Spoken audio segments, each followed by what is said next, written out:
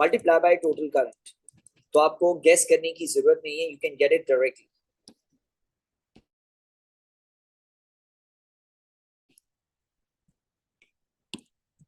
Can I get the answer बेटे? 2/3 into 0.25।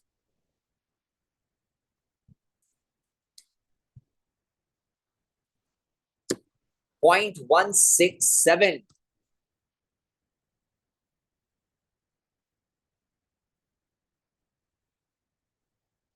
बेटा electromagnetic induction तो आपके पास है ही नहीं ना। ये ए लेवल्स की क्लास है। 0.7 ठीक है बेटे। एक तो आप रोजाना क्लास लेना, आपने कल की क्लास नहीं ली है तो पैरेलल में जब करंट डिवाइड होता है तो यही होता है, जहां पर रेजिस्टेंस ज्यादा होती है वहां करंट कम जाता है और जहां पर रेजिस्टेंस कम होती है वहां करंट ज्यादा जाता है। तो पैरेलल में जब भी करंट डिवाइड होता है तो करंट के रेशियोज उल्टे हो जाते हैं ना। जहां रेजिस्टेंस डबल है वहां करंट हाफ होगा और जहां रेजिस्टेंस हाफ है वहां करंट डबल होगा। दैट इज बाय इनवर्स करा, ठीक है। तो पॉइंट मेरे पास answer 0.167। So this is coming 0.167. So that means 0.17 amperes. आगे चलते हैं बेटे। ये कह रहे हैं power dissipated in the resistor B और power dissipated in the resistor सी।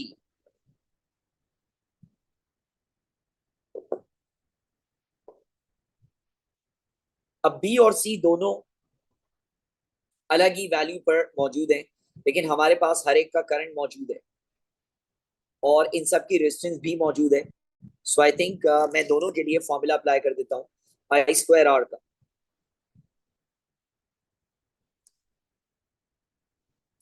ठीक है। अब बी में जो करंट जा रहा है हम ऊपर निकाल चुके हैं, दिस इज 0.17 का स्क्वायर और बी की रेजिस्टेंस 3 है। जो बेटे करंट जा रहा है आप ये देख लो, वो टोटल करंट जाएगा विच इज 0.25 और इसकी रेजिस्टेंस 4।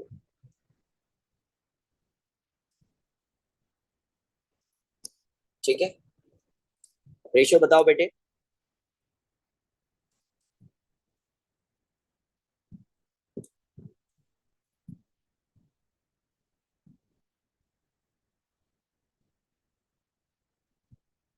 चलो बेटे कैलकुलेटर निकालो, रेशियो बताओ।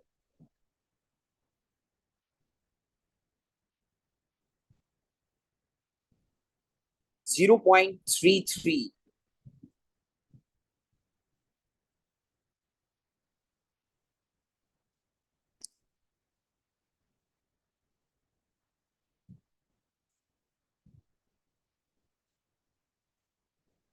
बेटे असल में आपने जो करंट पुट करा है वो 0.17 पुट करा है। इसको आप actual value unrounded off put करो 0.167।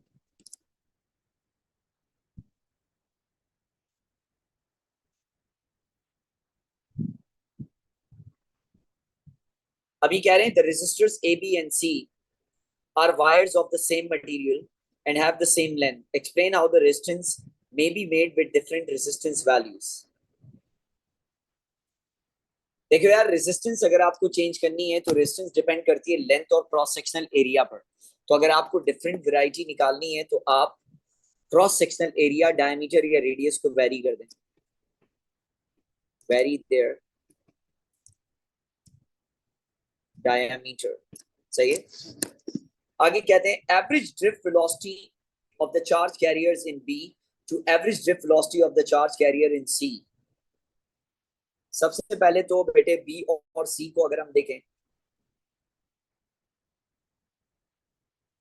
जी, तो पहले मैंने तरीका आपको ये बताया कि बेटे फॉर्मूला लिख लें I इज इक्वल टू नकवी। अब क्या क्या चीजें सेम है वो क्रॉस करते जाएं। अब क्योंकि इनका मटेरियल सेम है तो n सेम होगा, इलेक्ट्रॉन का चार्ज हर जगह पर सेम होगा,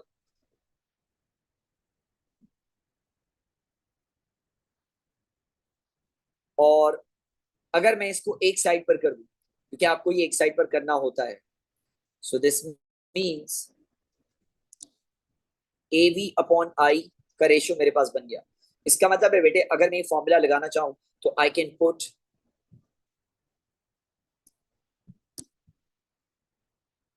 ए B V B upon I B is equal to A C V C upon I सी।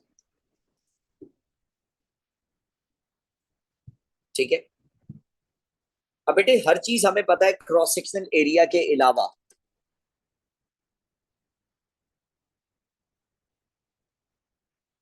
अब सिंस, अब यहां पर एक चीज देखें, ये थोड़ा सा इंपॉर्टेंट है कि मैं आपको बता दूं कि बेटे सिंस रेजिस्टेंस जो है वो इनवर्सली प्रोपोर्शनल है क्रॉस सेक्शनल एरिया के, या हम ये भी कह सकते हैं कि आर इंटू ए कॉन्स्टेंट होगा। तो इसका मतलब है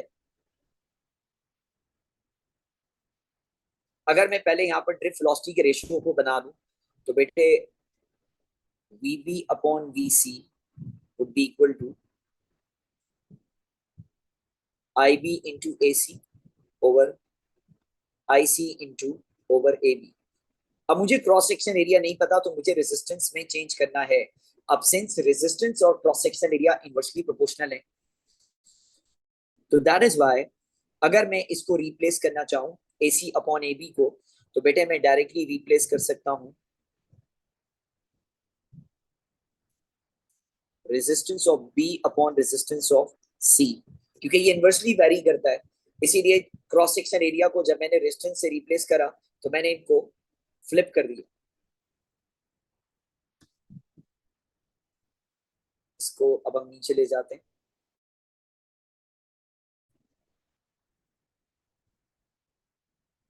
ये जनाब इसीलिए इतनी जगह इन्होंने दी हुई है। ठीक है।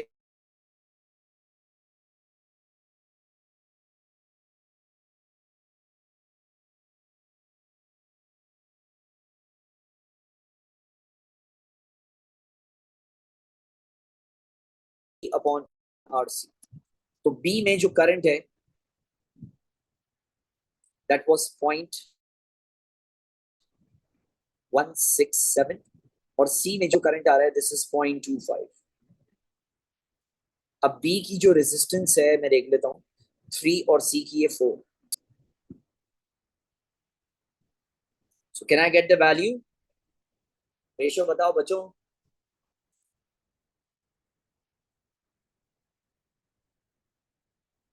ड्रिफ्ट वेलोसिटी का जब भी रेशियो निकालना होता है तो I is equal to Naqvi लिखकर जो जो आइडेंटिकल है उनको कैंसिल आउट कर दें और बाकी तमाम चीजों को एक तरफ ट्रांसफर कर दें। देन आपको पता चलेगा कि ड्रिफ्ट वेलोसिटी का रेशियो आएगा कैसे। बेटे आंसर बताओ जल्दी जल्दी, hurry up. Why are you taking so much time? 0.501 that means 0.50। आगे चलते हैं। कह रहे हैं कि a cell of EMF 1.5 volt and negligible internal resistance is connected in parallel with the cell X in the figure 6.1 with their positive terminals together. State the change to the current in cell X and resistor C. अब बेटे problem है, इधर देखिए।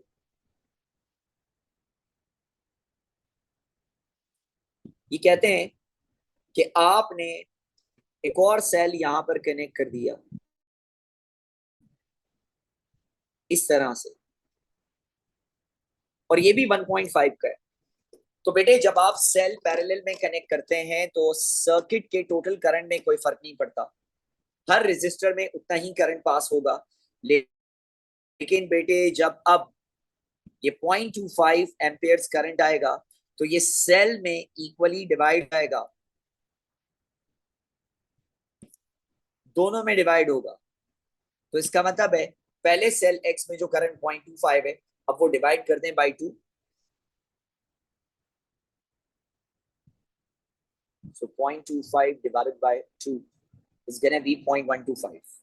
तो अब इसके अंदर से 0.125 जाएगा, करंट कम हो जाएगा। ठीक है, बाकी हर जगह करंट सेम रहना चाहिए। ऐसे क्वेश्चन हमने कल भी किए थे बाय द वे। तो सेल एक्स में जो अमाउंट ऑफ द करंट है it will be current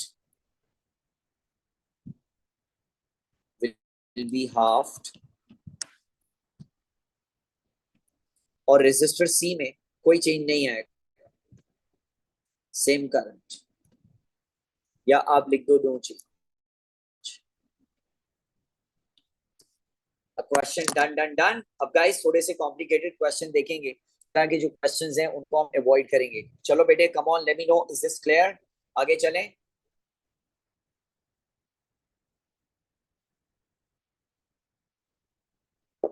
can I get a reply quickly?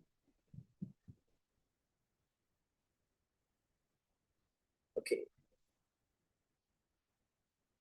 ये इजी है।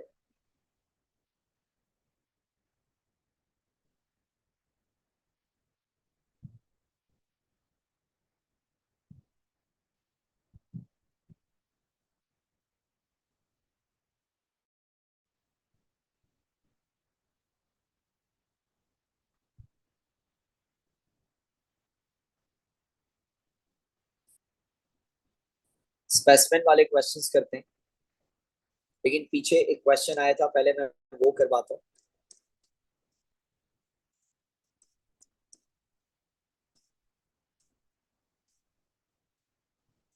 सर मिस्टर एलडीआर के बहुत क्वेश्चन करें। ये देखो बेटे, मेजू 2015 वेरिएंट 23।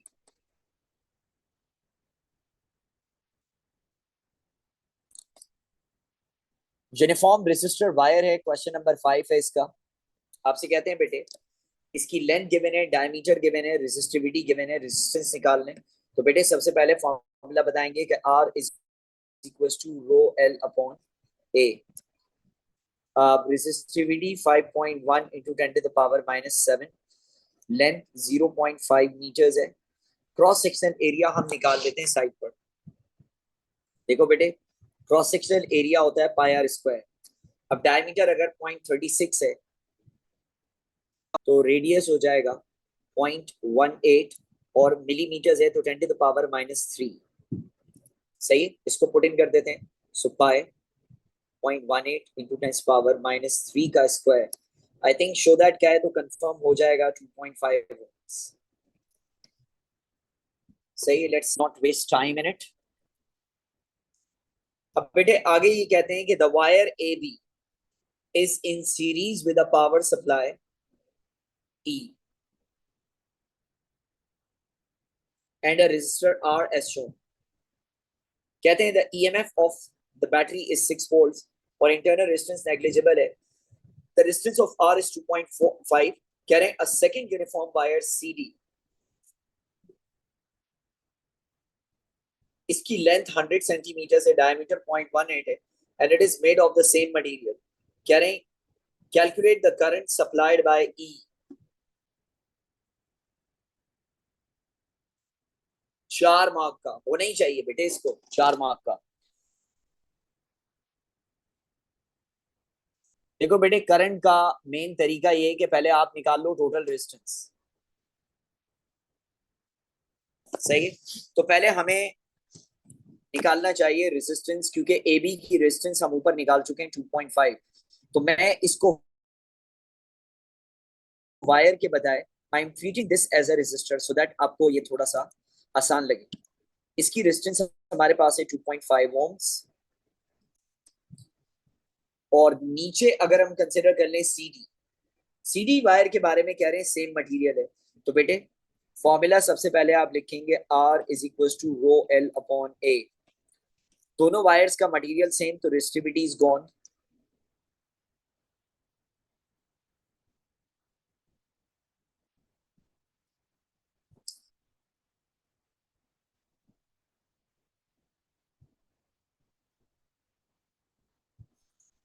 तो बाकी जो चीजें बची उसको एक तरफ कर लें।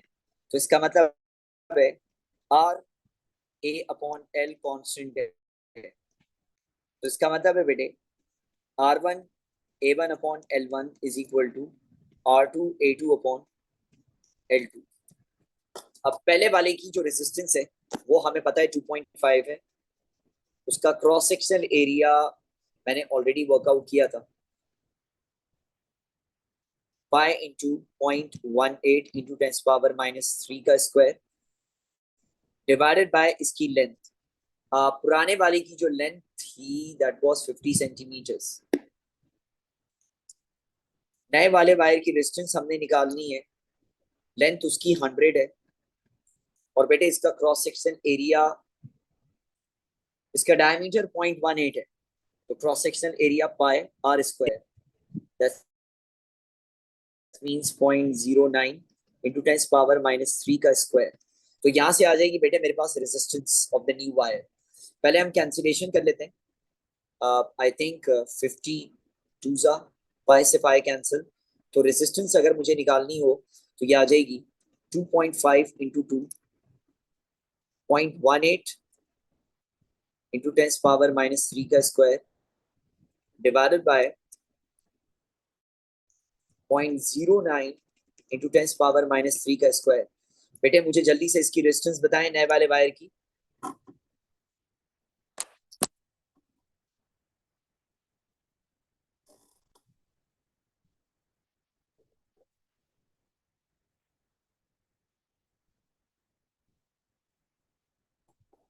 Twenty ohms, good going.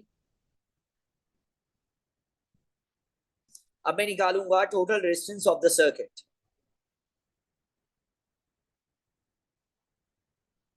देखिए बेटे टोटल रेजिस्टेंस निकालने के लिए मुझे इसकी तो 20 ohms मिल गई है। इसका मतलब है कि मैं इस सर्किट को थोड़ा सा सिंप्लीफाई कर देता हूं।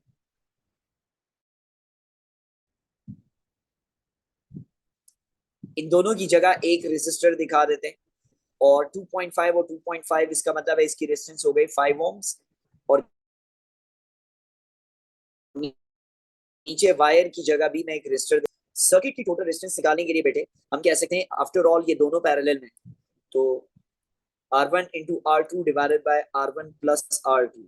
Can I get the total resistance बेटे?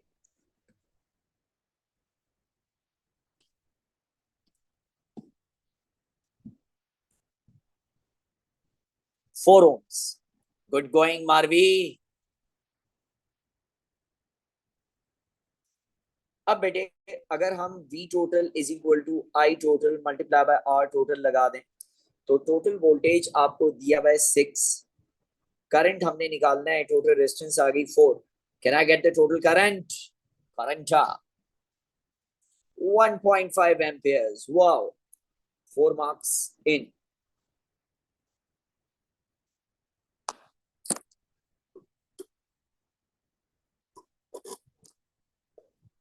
अभी कहते हैं बेटे power transform in the wire A B. Wire A B पुरानी वाली है, तो बेटे आई थिंक मैं यहां पर इसको अगर कंसिडर कर लूं जी, ये भी आपके पास 2 मार्क का है। पावर के वैसे हमारे पास काफी सारे फॉर्मूले हैं, आप चाहो तो V² ओवर R रख दो, दैट्स फाइन। तो आई थिंक आपको इसकी रेजिस्टेंस पता है।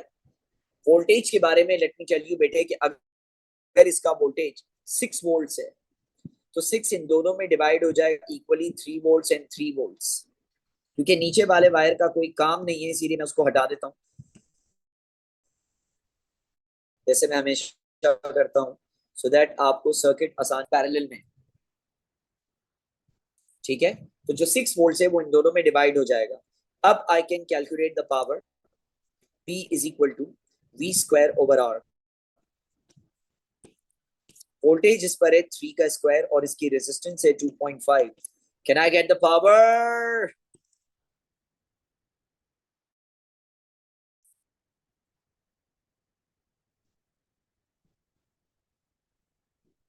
3.6 watts।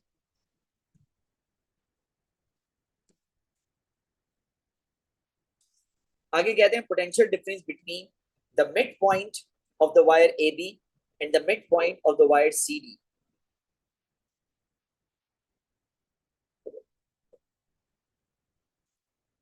निकालते हैं, थोड़ा तसल्ली के साथ इसको करेंगे। इधर देखें, सर्किट में वापस जाते हैं और अपने वायर को रीजनरेट करते हैं। अब बेटे सबसे पहले तो मैं आपको ये दिखाता हूं कि पहले I am just showing you कि मैं ऊपर वाले सर्किट को अगर हटा दूं, तो आप ये देखें कि ये जो वायर है सी डी, ये भी बैटरी के साथ बेटे पैरेलल में, तो इसके ऊपर भी वोल्टेज आएगा 3 वोल्ट्स ऑल टुगेदर पूरे पर, क्योंकि बाहर वाला इसके बाद जो वायर है वो 0 ohms वाला है। ठीक है,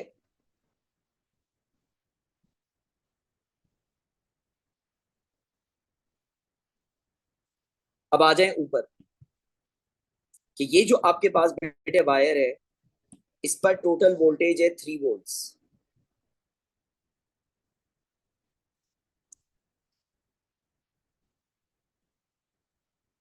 तो अब अगर मैं मिड पॉइंट को देखूं, तो मैं इसको इस तरीके से डिवाइड कर लेता हूं, ये देखें कि इस वाले वायर में भी 1.5 वोल्ट्स रहेगा और इस वाले वायर में भी 1.5 वोल्ट्स रहेगा। अब किसी भी पॉइंट पर जो पोटेंशियल होता है वो उसके बाद के पीडीज के सम के इक्वल है, तो इसके बाद 1.5 ही है। तो इसका मतलब है पॉइंट एम पर जो potential at point M, this is 1.5 volts, क्योंकि इसके बाद वोल्टेज 1.5 है। सिमिलरली बेटे, अगर नीचे वाला वायर जो सीडी है उसको भी अगर मैं इसी पैटर्न पर डिवाइड कर लूं, तो 3 वोल्ट्स डिवाइड होगा 1.5 एंड 1.5। मैंने ऊपर वैसे मिस्टेक करी है,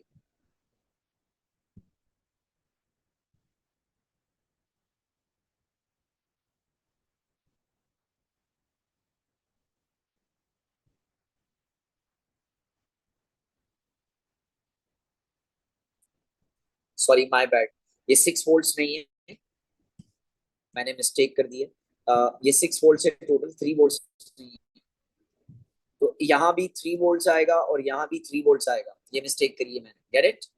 तो अब बेटे पॉइंट एन पर अगर आप पोटेंशियल निकालना चाह रहे हैं, तो इसके बाद सारे पीडीज को सम कर लें, तो इसके बाद एक ही पीडी है which is 3 volts. So that is why potential at N will be 3 volts. अब अगर आप दोनों के बिटवीन पोटेंशियल डिफरेंस निकाल लें, तो बेटे सिंस एम और एन के बिटवीन पोटेंशियल डिफरेंस अगर आपने निकालना है, तो this will be potential at N minus potential at M. N के ऊपर जो वोल्टेज आ रहा है वो 3 वोल्ट्स है और एम पर जो वोल्टेज है वो 1.5 है, तो इनका पोटेंशियल डिफरेंस 1.5 वोल्ट्स आ रहा है। बच्चों मुझे बताओ, इज दिस क्लियर? ये क्लियर हो गया सबको?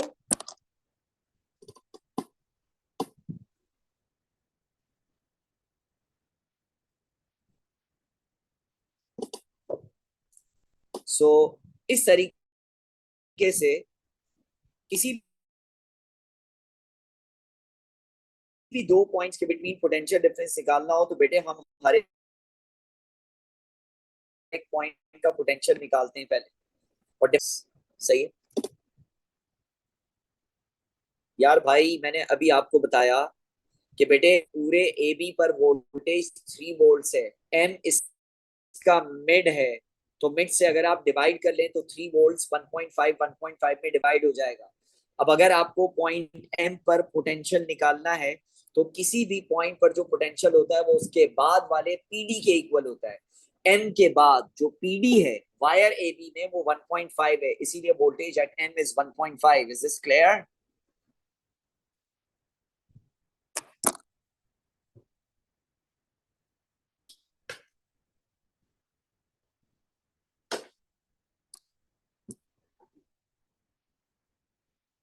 जिसका ये क्वेश्चन था, ये क्लियर हो गया?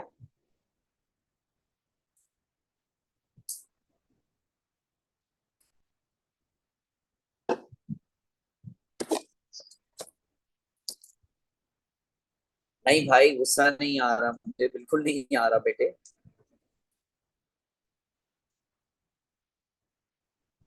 इसी टाइप का एक और सवाल देखते हैं जो मैंने निकाला था। थर्मिस्टर एलडीआर के बहुत कर लिए हैं यार, बस अब इसको स्किप करेंगे।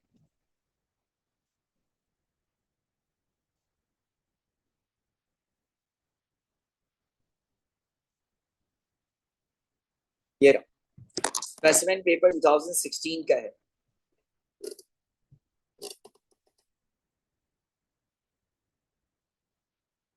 Thank you Rayyan.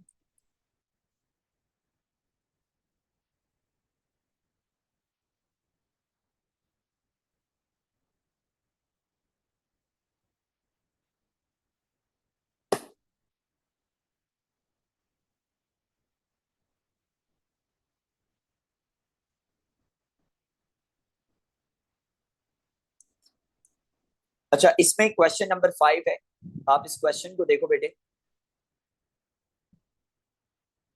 आपसे कहते हैं सबसे पहले the figure shows a 12 volts power supply with negligible internal resistance connected to a uniform metal wire AB। कहते हैं the wire has a length 1 metres and the resistance 10 ohms. पूरे wire की resistance दी हुई। कह रहे हैं दो मजीद रेजिस्टर हैं 4 ओम्स और 2 ओम्स के नीचे कनेक्टेड हैं। कह रहे हैं currents I1 I2 and I3 in the circuit are shown. Use Kirchhoff first law to state a relation between I1 I2 and I3। देखो बेटे, सबसे पहले तो किरचॉफ अप्लाई होगा किसी भी नोड या जंक्शन में। तो मुझे जो नोड या जंक्शन यहाँ नजर आ रहा है मेरा बच्चा, वो है ए।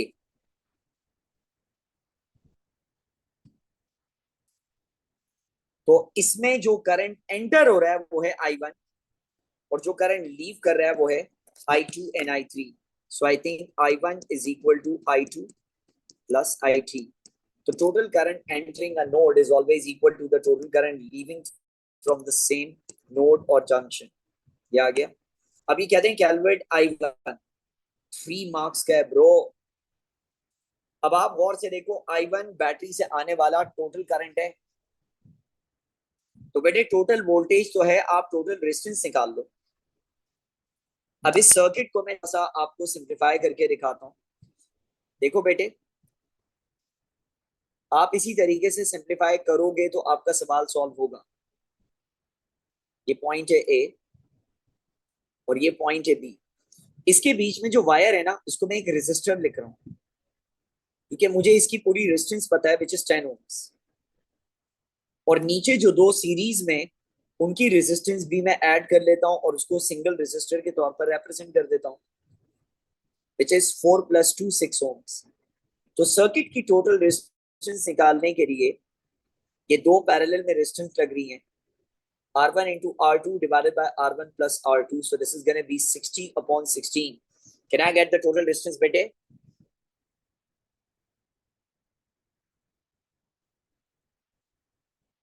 3.75 ohms. Good going, buddy. अब बेटे टोटल करंट बिल्कुल हमारे लिए आसान है। V total is equals to I total into R total. तो टोटल वोल्टेज गिवन है 12, टोटल करंट नहीं पता विच इज I1, और टोटल रेजिस्टेंस है 3.75। Can I get the current?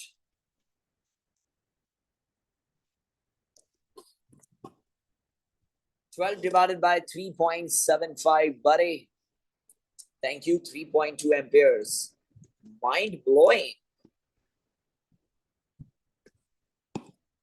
तो इन दोनों को उठाकर इसकी अलग असल जगह पर ले आते हैं।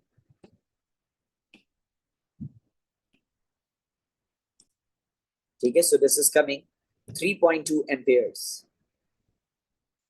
आगे कहते हैं कैलकुलेट द रेशियो x, यानी कि power in the metal wire over power in the series resistors. बहुत आसान है जनाब, हमें वोल्टेज पता है इनके, ये देखो, रेजिस्टेंस पता है, सब पर 12 वोल्ट होगा। तो अगर मैं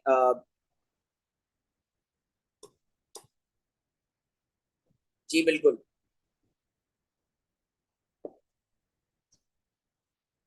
power in the wire divided by power in the resistors. तो बेटे आई थिंक हम इसको V²/R से कर लेते हैं। ठीक है, power in the wire V² यानी कि वोल्टेज है 12 का स्क्वायर अपॉन रेजिस्टेंस इसकी है 10 डिवाइडेड बाय, दूसरे वाले पर भी वोल्टेज है 12 का स्क्वायर डिवाइडेड बाय रेजिस्टेंस जो है वो है 6। तो दिस इज गोना बी,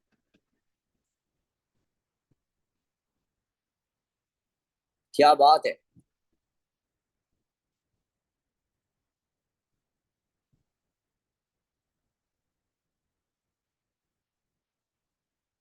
लेकिन मैंने कुछ मिस्टेक करी है, मुझे बताएंगे क्या?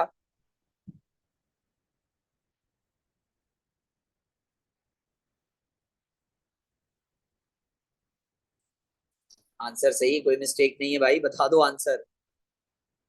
सब सही है, वोल्टेज पूरा बिल्कुल सही है बेटे, आंसर बताओ। 0.6, 1.6 नहीं हो सकता मेरा बच्चा। 6 डिवाइडेड बाई 10 0.6 होता है। इसके लिए क्या कैलकुलेशन करोगे भाई?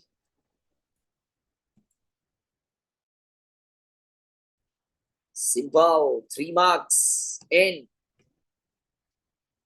अगले पार्ट में कह रहे हैं calculate the potential difference between the point C and D. कहते हैं the distance AC is 40, D is the point between the two series resistors. अब बेटे अगर इनके बिटवीन आपने पोटेंशियल डिफरेंस निकालना है, मतलब सपोज कर लो मैंने वोल्ट्स मीटर लगा दिया, अब इसकी हमने रीडिंग निकालनी है। ये तो हम कर चुके हैं, क्लास में भी बहुत दफा किया है। अब मुझे निकालना है पोटेंशियल एट C और मुझे निकालना है बेटे पोटेंशियल एट D। सबसे पहले तो हम निकाल लेते हैं पोटेंशियल एट D पर।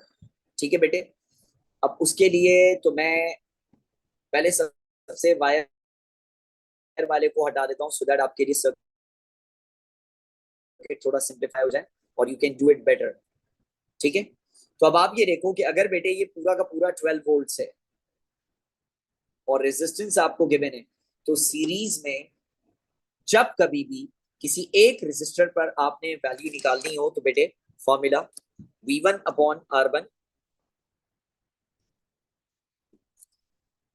Is equal to V total upon R total. तो मैं निकाल रहा हूं, क्योंकि देखो पॉजिटिव टर्मिनल से अगर आए तो पॉइंट डी पर जो पोटेंशियल होगा वो वही होगा जो इसके बाद वाले रेजिस्टर पर होगा, यानी कि sum of all PDs after this. तो आप 2 ओम पर रेजिस्टेंस मतलब पोटेंशियल निकाल लें, तो मैंने इसको कह दिया V1। सो V1 निकालना है, इसकी रेजिस्टेंस है 2 is equal to total voltage है 12। और बेटे टोटल रेजिस्टेंस इस पूरे सर्किट की हम ऑलरेडी निकाल चुके हैं।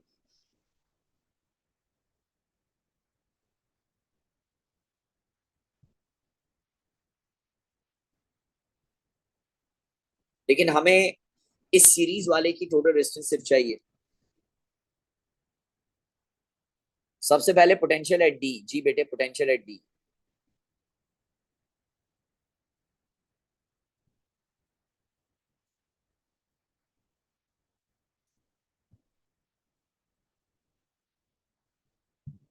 ये ले भाई, तो आई थिंक ये आ गया potential at D 4 volts.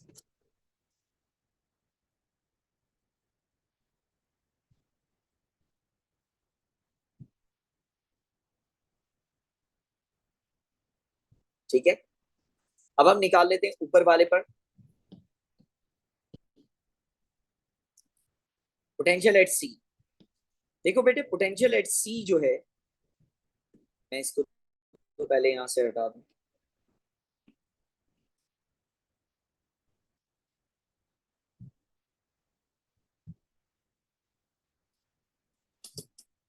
Potential at C will be the sum of PDs after it, यानी कि वायर सी बी जिसकी लेंथ 60 सेंटीमीटर है, क्योंकि पूरी वायर 1 मीटर की है।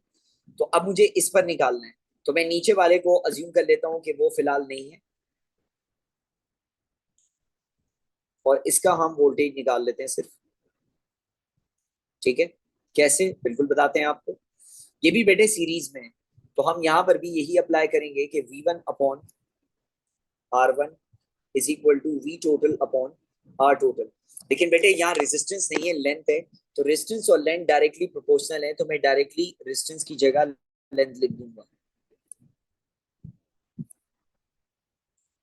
तो पोटेंशियल एट सी, इसकी लेंथ है 60, टोटल वोल्टेज है 12, और टोटल लेंथ आपके पास है 100 centimetres. So this is going to be 12 into 6 divided by 10. That is 7.2 volts. तो दोनों के अक्रॉस मैंने पोटेंशियल डिफरेंस निकाल लिया आपकी हेल्प से। ठीक है, पोटेंशियल एट सी आ गया बेटे, पोटेंशियल एट डी आ गया। माइनस करा दें तो आपके पास आई थिंक आंसर आ गया। ठीक है, आई होप बच्चों ये क्लियर होगा तुम्हें। मैं इसको पहले इसकी अपनी असल जगह पर ले जाऊं। ये आ गया पोटेंशियल एट डी और और ये आ गया बच्चों पोटेंशियल एट सी। भी 7.2 माइनस 4, तो ये आ जाएगा 3.2 वोल्ट्स। ठीक है बेटे, क्लियर हो गया? पता नहीं बेटे व्हेन विल क्लास एंड?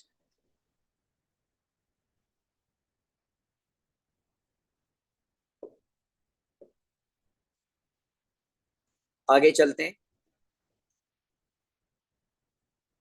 नहीं,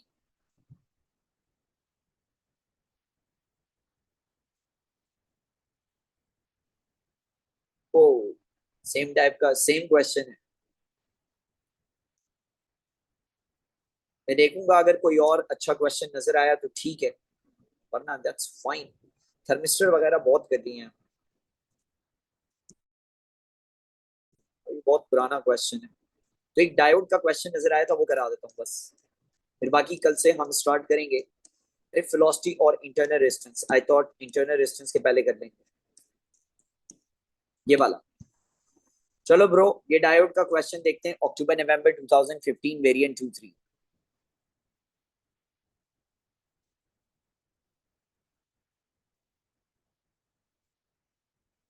आईवी कैरेक्टरिस्टिक डायोड की दी हुई है। आज हमने डायोड का आईवी कैरेक्टरिस्टिक डिफाइन भी किया था। ठीक है, कह रहे हैं use the figure to explain the variation of the resistance. बेटे रेजिस्टेंस की वेरिएशन में आपको मैंने हमेशा बताया कि आप ग्रेडियंट बताओ, आप रेशो बताओ वोल्टेज का, व्हाटएवर। कहते हैं explain the variation of the resistance of the diode as V increases from 0 to 0.8।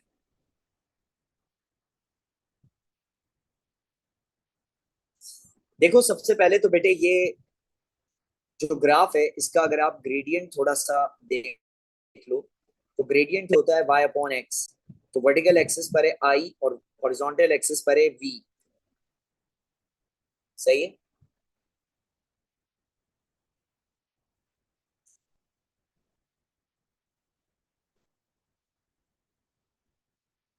तो ये होता है 1/r। तो इसका मतलब है कि आप अगर ग्राफ को देखो, ग्रेडियंट बढ़ता जा रहा है तो रेजिस्टेंस कम होती जा रही है। Get it? तो हम इसको 3 पॉइंट्स के लिए ऐसे डिफाइन करेंगे कि सबसे पहले आप बताएंगे कि रेजिस्टेंस होती क्या है। तो जैसे जैसे आपके पास हाई वोल्टेजेस हैं तो उस पर रेजिस्टेंस कम है, और लो वोल्टेज पर रेजिस्टेंस बहुत ज्यादा है।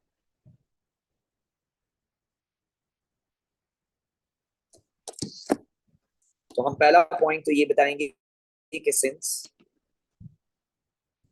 Resistance is V upon I, ठीक है। और सेकंड पॉइंट में हम बता देंगे कि resistance is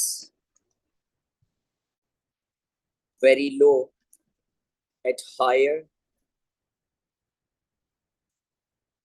values of V, and it is high at lower values of V। ठीक है बेटे?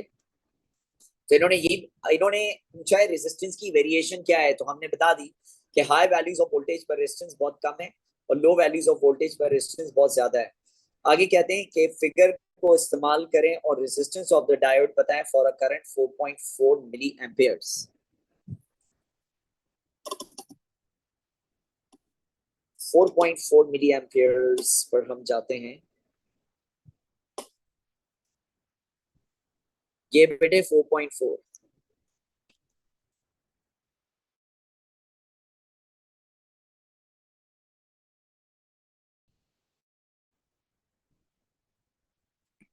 तो सामने आपके पास वोल्टेज आ रहा है 0.5 वोल्ट्स। सही।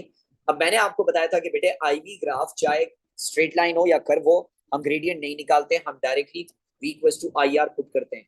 तो अगर यहाँ पर हम V equals to I R put कर लें तो बेटे वोल्टेज 0.5 है और करंट आपके पास 4.4 इंटू 10 to the power -3 है।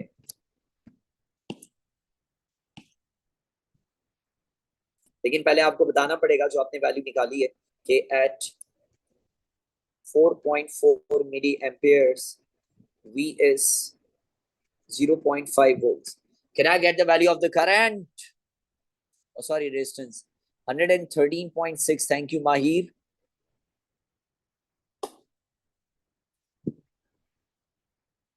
So this is coming 114. 113.6 है. तो अगर हम इसको राउंड ऑफ करेंगे तो ये 110 ओम्स हो जाएगा. Get it? आगे चलते हैं बेटे. ये कह रहे हैं कि a cell of EMF 1.2 volts negligible internal resistance, एक सेमीकंडक्टर डायोड, एक रेजिस्टर R1 है और R2 है. कहते हैं R2 की जो रेजिस्टेंस है वो 375 है और डायोड की कैरेक्टरिस्टिक ऊपर दिखा दी है. कह रहे हैं the current supplied by the cell is 7.6 milliamperes. Calculate the current in the R2. देखो बेटे बहुत आसान है कि मैं इसको ऊपर वाले सर्किट को हटा देता हूं. आप भी ऐसे ही किया करो, ठीक है? तो अब आपको काफी क्लियर हो जाएगा कि सिंस जो 1.2 वोल्ट है इस पर भी 1.2 वोल्ट ही रहेंगे और अगर मुझे इसका करंट निकालना है तो V is equal to I R. Voltage है 1.2, करंट नहीं पता, रेजिस्टेंस है 375. Can I get the value of the current? बारे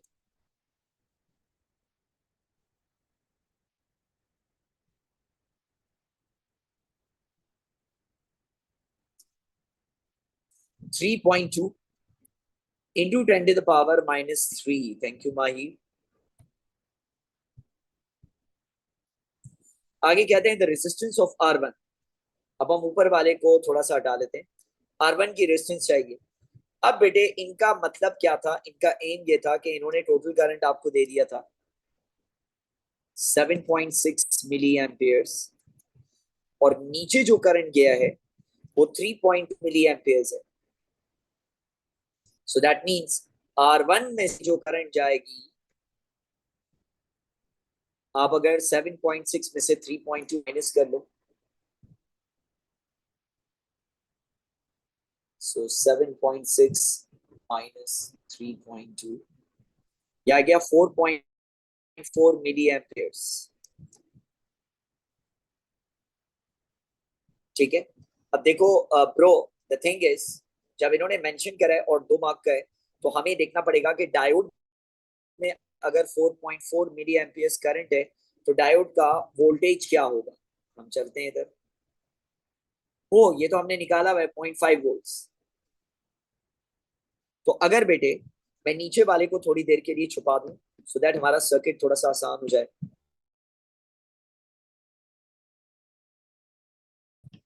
लेट्स हाइड दिस. 0.5 है तो बेटे 1.2 में अगर 0.5 यहाँ गया तो बाकी 0.7 वोल्ट यहाँ आ जाएगा और करंट क्योंकि सीरीज है सेम रहेगा विच इज 4.4 मिली एम्पियर्स. तो अब अगर R1 में से मुझे रेजिस्टेंस निकालनी है तो V equals to I R. Voltage है 0.7, करंट है 4.4 इंटू 10 पावर माइनस 3. तो मुझे रेजिस्टेंस मिल जाएगी. Can I get the resistance बेटे?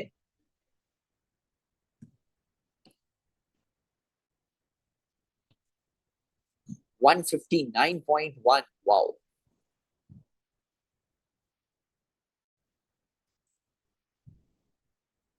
ये हो जाएगी 160 ओम्स. अभी कहते हैं power dissipated in the diode two the power dissipated in the R2. हर चीज मौजूद है. V स्क्वायर ओवर R या करंट भी है I square I into V कर लेते हैं.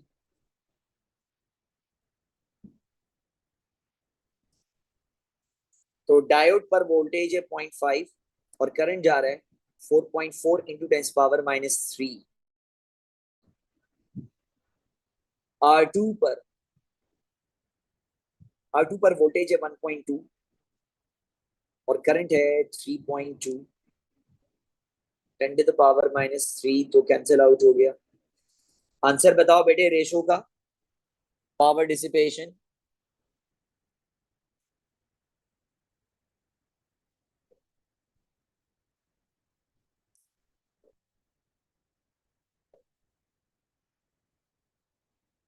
जीरो 0.58. इसका मतलब है 0.60 इज द रेशो. बल्कि टू सिग्निफिकेंट फिगर में हम इसको ऐसे ही लिखेंगे अगर आपने मुझे कोई आगे नहीं बताया है। ठीक है, 0.57 आ रहा है मारवी आपका, तो बेटे आप 0.57 कर। Recording stopped. अब 1 मिनट रुकिएगा, मैं आपको बताता हूँ कि ठीक है। सो कल बेटे हम करेंगे ड्रिफ्ट वेलोसिटी के क्वेश्चन और परसों हम करेंगे इंटरनल रेजिस्टेंस के क्वेश्चंस। तो इस तरह से ट्यूसडे तक ये खत्म हो जाएगा। अच्छा बेटे 0.57 लिख देता हूँ, बुरा क्यों मानते हो।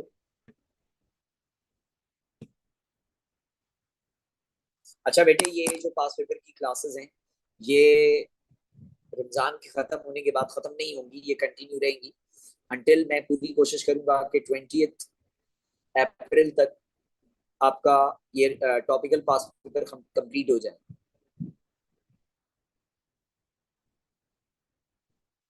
और फिर हम ईयरली स्टार्ट करेंगे इंशाल्लाह। ठीक है, इंशाल्लाह बेटे रेयान सारे टॉपिक्स करेंगे। तो बेटे that's it from my side, all the best, take care, फी अमान अल्लाह, I see you meet you इंशाल्लाह टुमारो। जी बेटे वर्कशॉप का सीन ऑन है, वर्कशॉप होगी, बिल्कुल होगी। वर्कशॉप की डेट्स आपको बता देते हैं। जी 12वीं बेटे मैं सुन रहा हूँ, बोलिए।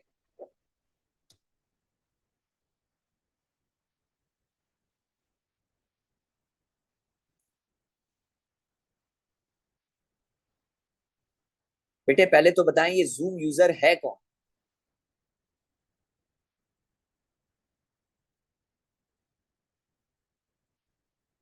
Who is this zoom user.